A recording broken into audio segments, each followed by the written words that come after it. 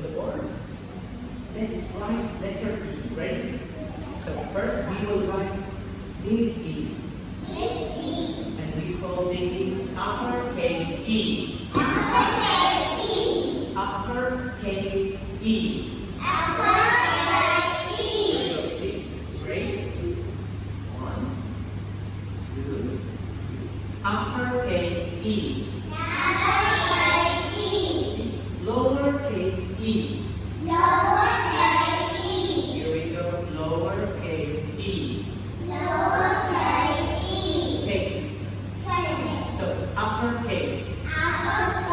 Uppercase means big letter. Uppercase means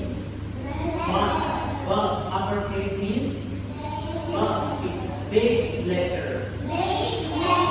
Lowercase means small letter. So this is E.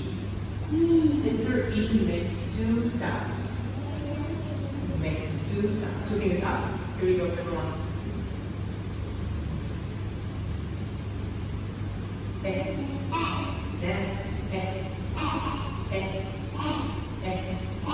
E.